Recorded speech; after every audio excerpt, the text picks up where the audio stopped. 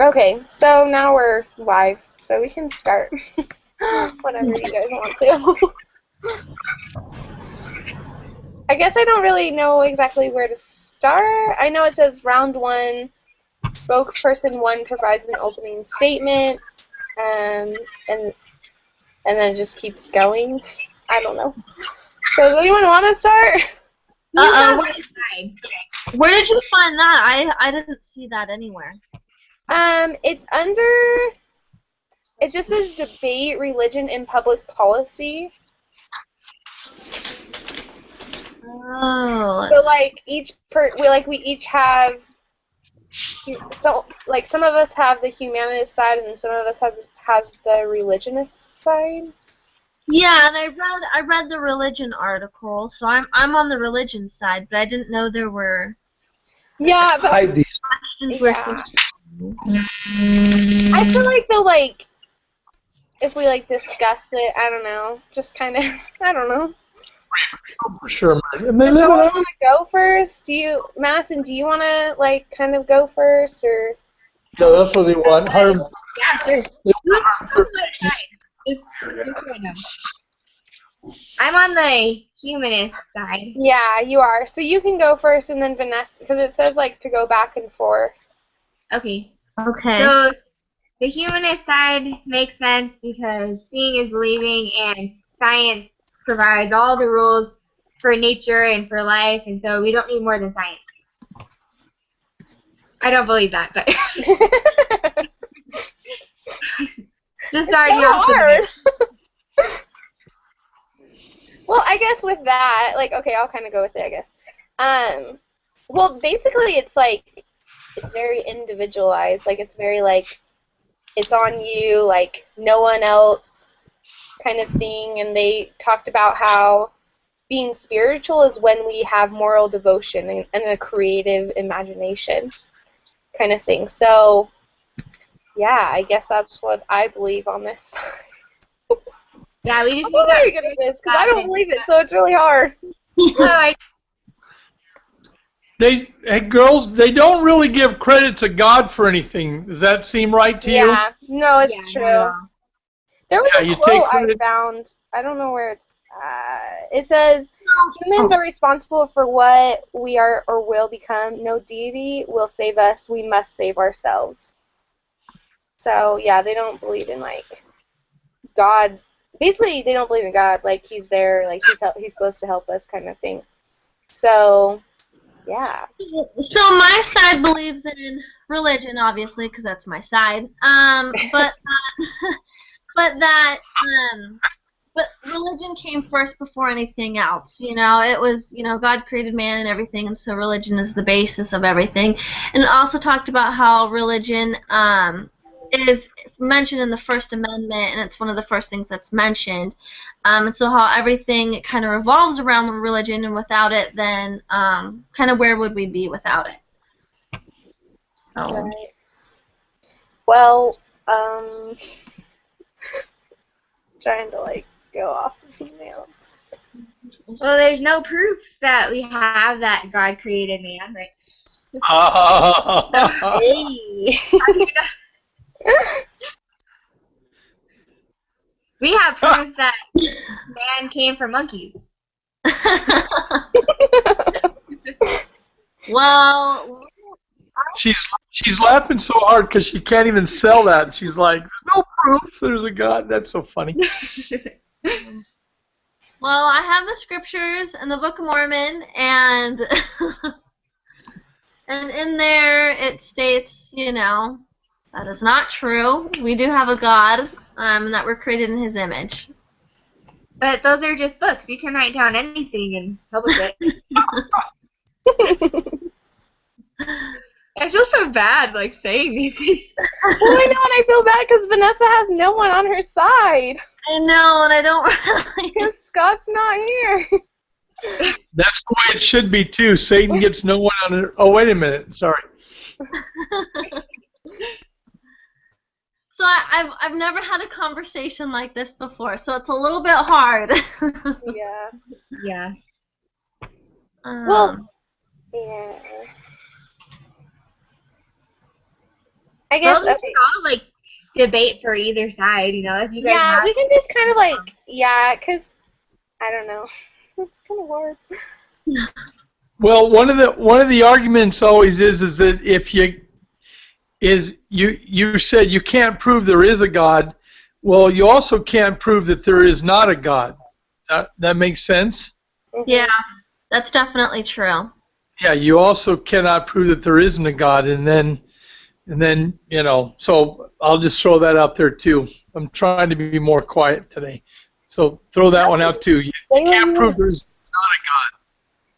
I was actually reading the story of Korihor in the scriptures today, and it was just perfect for this because, you know, he was totally antichrist, and he's like saying all these things to Alma, you know, and saying there is no God, you can't prove there is a God, and Alma was like, all things denote that there is a God, you know, like I have proof everywhere around me, and you know that there is a God, and you can't deny it. And that was so powerful, and it is so true. Everything around us testifies of God. Just the perfection and the detail in nature and our human bodies and just everything. It's no accident. It's not coincidence. And I think of like even just the way that we have human life. Like we don't know the particulars. We weren't there when the first man was created, you know. But like we create man ourselves and bring babies into this world, and just like the miracle and the process of that even happening. How can that be chance and coincidence? Well, I guess coming from like the other side, because it focused on a lot about being independent, and so why, I don't know, I guess, okay, being the devil's advocate, like why is that a bad thing? Like why couldn't why is the humanist side so wrong? Like isn't it good to be like on your own, to like do your own thing and to be, I guess, support yourself kind of thing? Because I guess your side, like the religion side, is like, oh, we all need to work together, but why, when we do that, sometimes people just like take advantage of it. But why can't we work together though? Why can't we I all? don't know. Oh. I think we should. I was just trying to be the Everyone devil's has their advocate. agency. What did you say? What did you say, Madison?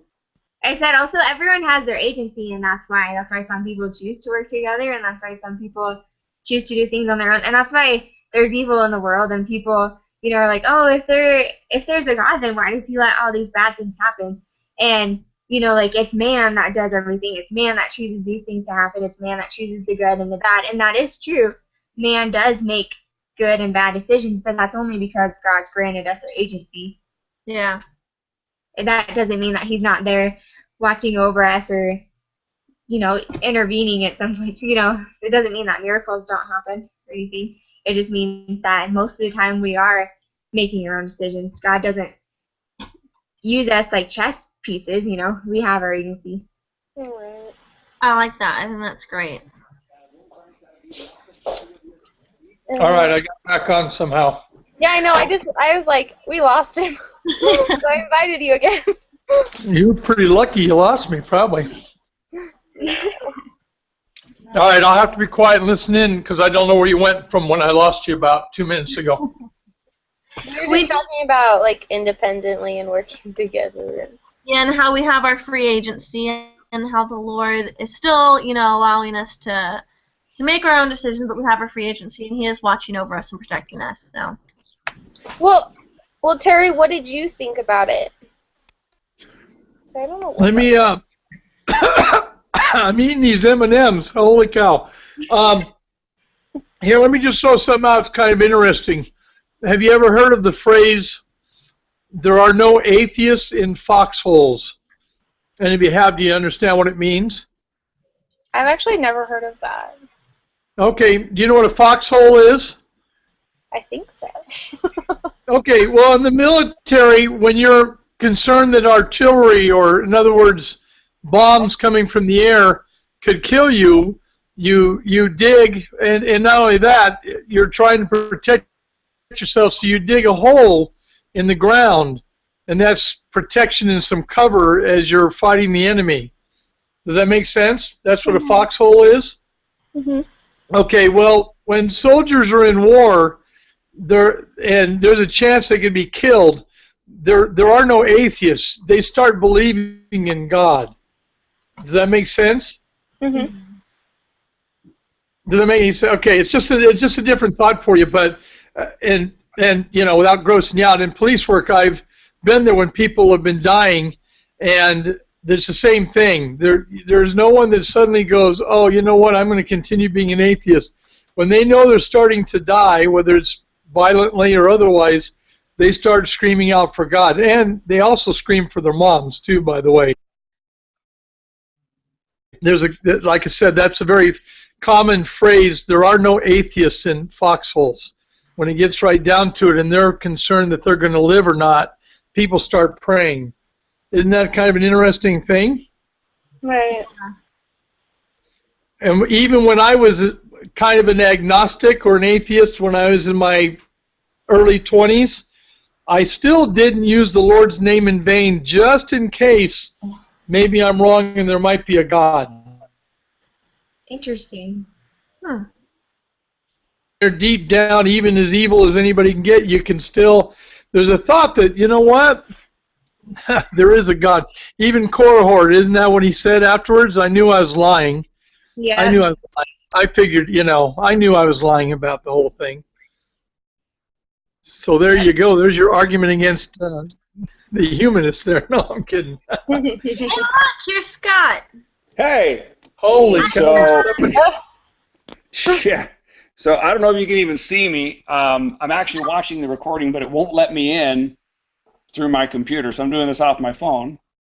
I have no idea. Oh, yeah, I can see myself on the recording on my computer. This makes no sense whatsoever.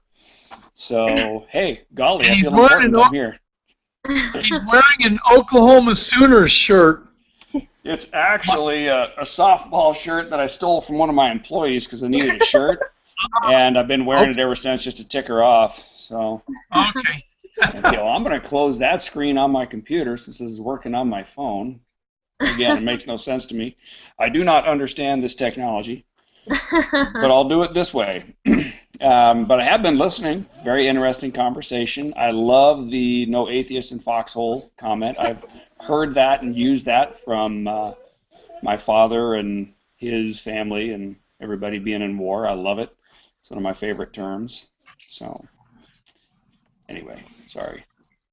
It's good to have you on board. Yeah, welcome. Hey, yeah, it's about time. This is only group number 4 for me. The first one, we had 2 people that showed up. The second one had no people that showed up. The third people had 1 person that showed up and then dropped out of the class. And now I'm with you. It's awesome. And where are you? I'm up in Eagle River, Alaska right now. Yeah, let me show you outside my window. Wow. It's beautiful. Yeah, it is. It's nice. Are you getting almost 24 hours of daylight up there? We did on the 21st. We got a full 24 hours from the 20th through the 22nd. And today it's 23 hours and 47 minutes. Wow. Yeah. And again, and what's the temperature? Because we were all complaining about how hot we were. I was up at my cabin earlier today. It was around 85. And then I got back here to where my house is, and it's a little bit rainy at about 72, 73. So. I had a son. Do you live up there in Alaska then? Yeah. Is there any chance? What part of Alaska are you in? I'm in Eagle River. It's just north of Anchorage. Okay. Did you ever know an Elder Huggins a couple years ago? You know, it sounds really, really familiar. 3 or 4 years ago. He was an AP up there. That's one of my sons. Okay. Where was he at? Well, Anchorage, probably. Yeah. Tom, what's your last name? I'll ask him when I see him tonight. Scott. Last name is Hyatt, Hiett. And when he was here, we would have been in the Alpenglow or Eagle River Ward, or one of those. So. All right, I'm going to let him know that I take it back. He's probably been home about 3 years now, so it's been a while. But nice. Okay, I'll be quiet. Sorry, I was just checking. No problem. I actually lost all the video here. I don't know where it went, but I can still hear you. So. Yeah, we can Lost. hear you. Yeah, you're good. Fantastic. Okay, so who wants to start again? I don't even know where to go from here. Scott, what were your thoughts? You've been listening to the conversation and you did the readings. So what were your thoughts? Well, I started off with the other argument, the the Humanist Manifesto, because I couldn't see the where she had assigned me. She didn't do that until later. So I started off with that one, and I'm kind of glad I did because I was able, after reading that, it made Elder Oaks' talk way, way more poignant. And it was very, very eye-opening. If I had read the Oaks talk first, I don't think it would have quite sunk in as much as it did. The religious freedom side, again, and I start off just about every conversation with him and he, Did we lose him? am I here? Can you hear me? Oh, now we can. Okay, now we Okay. can. We did it for a second. I can't even see you anymore. I'm just pointing my phone at my face. But what I was saying is when you read the Humanist Manifesto first and then you go to Elder Oaks' talk, it means way more. All this stuff gets pointed out, how important the individual is over the group. And in the Humanist Manifesto, which I found really, really fascinating, they point out how much more important the society is over the person. The society is way better than you and your individual thoughts. And with Elder Oaks, it's pointed out that every individual is just as important as every other individual. Scott Hyatt in the Eagle River Ward. Yeah, what? Eagle River Ward. Oh, there I am. Anchorage. Scott Hyatt. How many years ago when you're on your mission? 2? Am I talking too loud? I thought I had my phone out of the way. Am I sorry. You were screaming. I actually had it down by my belly trying to cover it. I apologize. Walter Huggins was in the Eagle River Ward about 2 years ago. In the area, he said. Yeah. Oh, well. I was here. I probably recognize him if I saw him. We'll bring him in here. Wait a minute. I'm going to do that really fast. He just got home from work. He does the same thing. Hold on. Here. They want to see your ugly mug. Here you go. Let's see. Come here. It's been 2.5 years. All right, it's been 2.5 years. It's been 3 years. 3 years. Never mind. 3 years. Okay, I'm done interrupting again. Hey, no problem. It's interesting. He sort of looks familiar. Yeah. Not really, though. They sent him home That's early. awesome. What did he break? Yeah. Awesome. We have a weird All right. sense of humor, my friend. Okay, Yeah. I'm quiet. Hey, no, you're perfect. You fill the gaps there. So, having been asked what my thought on this was, I don't know which side you guys were each given, but if you read the Humanist Manifesto first, and then you go over and you read the transcript of Elder Oaks' speech, it is really, really, really poignant. He puts first and foremost the Constitution at the top of the list of everything. It's the Constitution of this country. And I think without him saying it in so few words, he sees the Constitution of this country as a scriptural document. And I think that's very, very important when an apostle points out that fact in so many words as he did, that he sees the Constitution as Scripture, that what's in there is as important to him, I believe, as what's in, say, the Doctrine and Covenants or the Pearl of Great Price or any of those other books. And so his discussion about it points to how very, very important that document is to individual liberty, individual rights, and specifically religion and the freedom of that religion in this country. The Humanist Manifesto points out how everybody is part of one big group. You can do what you want. Nobody's going to care. Nobody has any rights over you. And it's very, very wordy. I don't know really how to say that correctly, but the manifesto is so wordy. It sounds like a lot of really smart people getting together trying to make a point. Does that make sense? Anybody? That is confusing on purpose. Yep. I was a Catholic for years and years, long before I became a Mormon, for 35 years. Yes, and that's it. I'm in the right place. But if you've ever read anything from Catholicism, you actually don't have any idea what you just read. Yep. Isn't that what the manifesto looked like to you too? Kind of. I think most of the ideas that are brought out in the manifesto are designed to be wordy and complicated in such a way that you can kind of make it out to be anything that you want. It's designed to garner power for a small group of people over a large group of people, especially when you talk about breaking down borders of countries and taking sovereignty away from individual groups.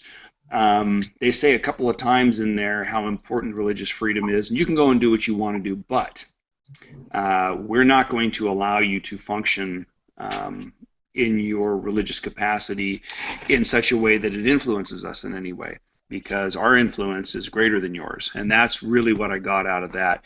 Elder Oak's talk was so poignant as to each and every individual person having the right and the ability to worship their God and to be a better person, and for that influence to influence all the people in their family, that it just, like I said, I'm going to repeat myself, but it sounded to me like he feels, without saying it, that the Constitution is Scripture.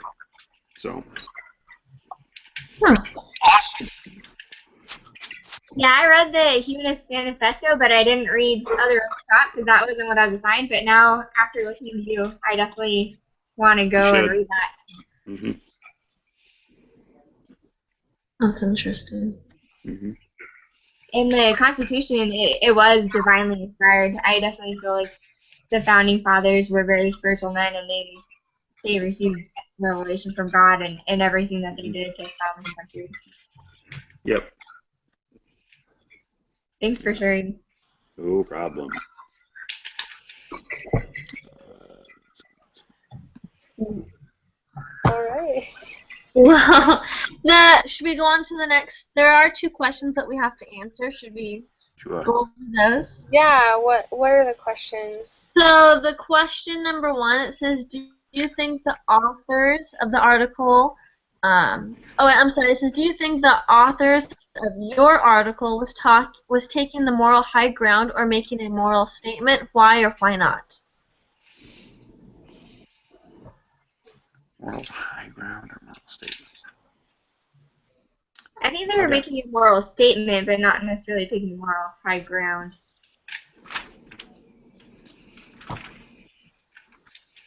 Okay, I'll go real quick. I think it was very much a statement from Elder Oaks to point out what he pointed out.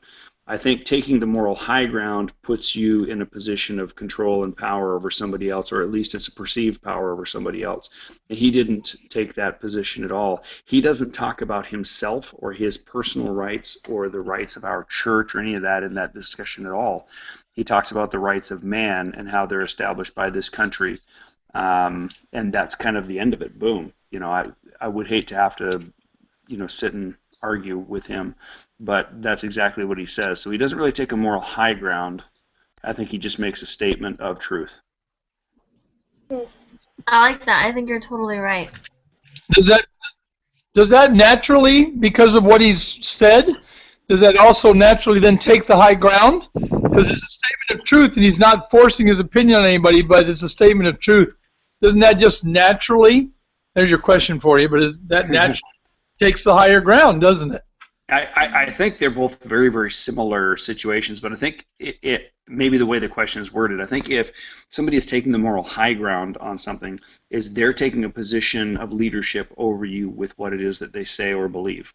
Okay. And I don't think that he's taking that. I think he's just stating fact. He's looking at a group of second graders going 2 + 2 is actually 4, and here's why.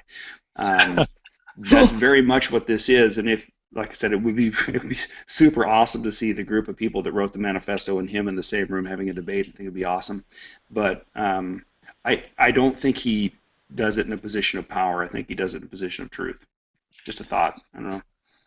Have you ever seen the video of Elder Holland addressing which college is it? Back east, one of the Ivy League schools. They invited Elder Holland to speak. Do you remember? Anybody ever seen that? I vaguely remember it, but I don't remember anything about it. Oh, I can't think. I want to say it's Harvard, but it's just absolutely amazing because he's just as calm as can be. He's quiet. It's kind of like the talks they're talking about it with the UN or that book we read. The mere fact is he was just sitting there, being kind and considerate, but also stating fact and truth, and completely convincing them. And they were really out to get him, and instead he just sort of took care of business and again, maybe a natural high ground or something. High ground's probably not the way to put it. I agree with you, Scott. But anyway, when you said you'd like to see Elder Oaks, in that group of the manifesto, it made me think of Elder Holland because it was amazing when he addressed that classroom. That would be fun to watch. Yeah, I think you can easily pull it up. Elder Holland, and it's either Yale or Harvard, and I can't remember which one. But I'll look that up. You can YouTube it. They videotaped it in the classroom. So, sorry, go ahead. Oh, no, I was just going to say exactly what you said. You said YouTube, and yeah, you can find it on YouTube.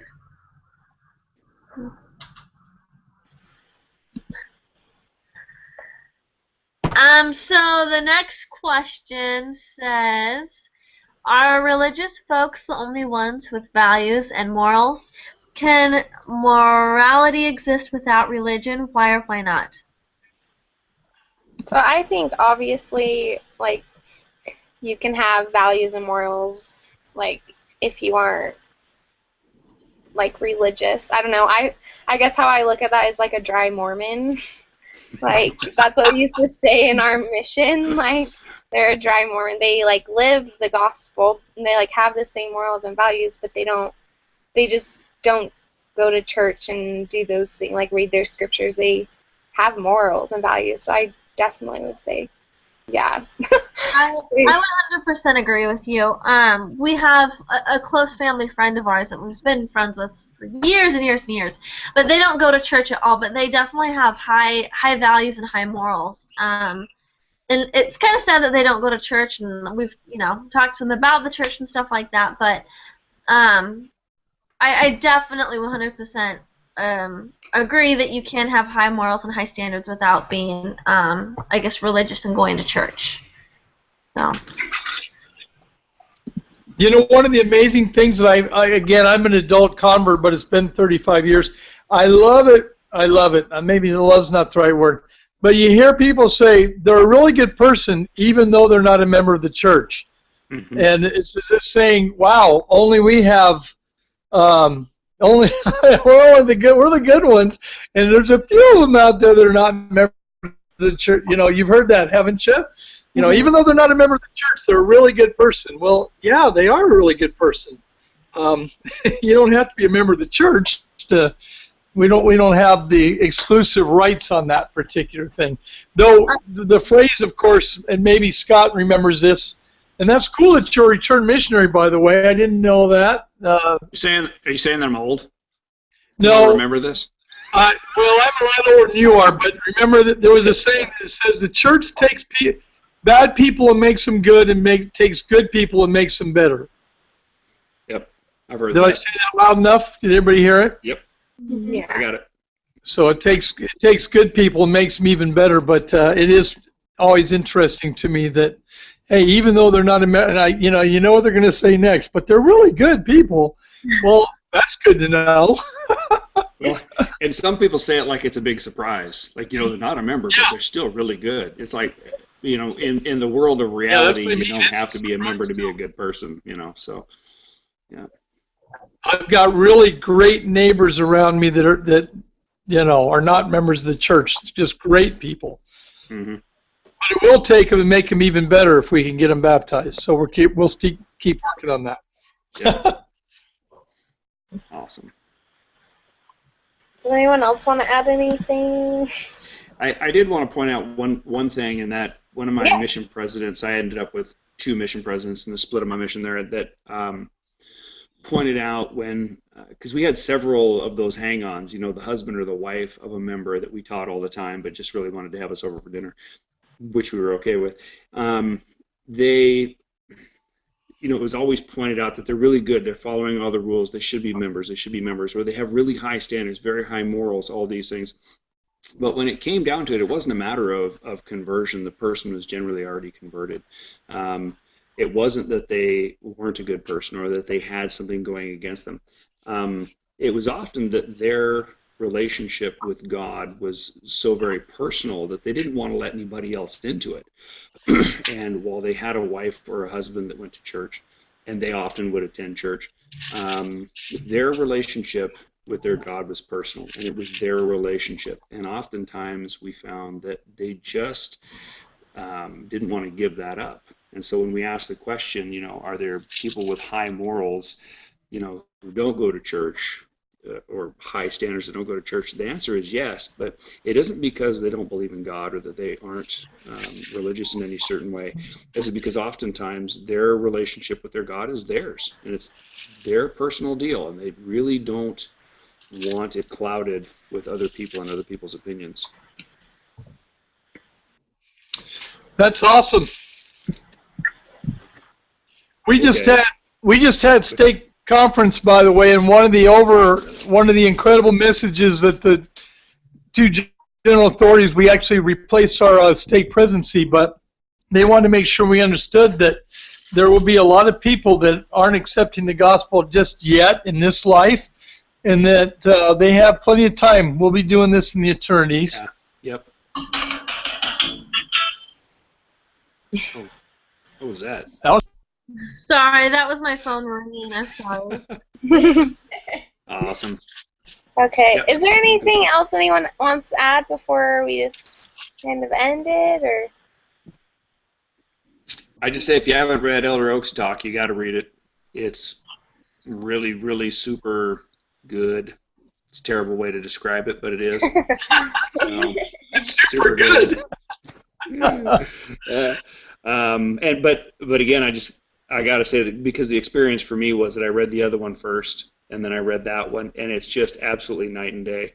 The manifesto is obviously established by man, obviously established by pompous people who are learned, and the talk from Elder Oaks is just straight inspiration, law, truth across the board.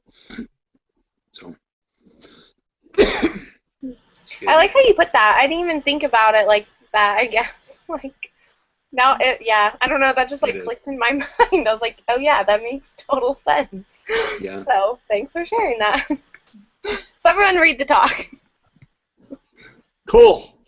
All right. Hey, we've been on here a long time. Do we need to really wrap up like we normally do, or can we just... I think that was just it. I think it's, yeah. Yeah.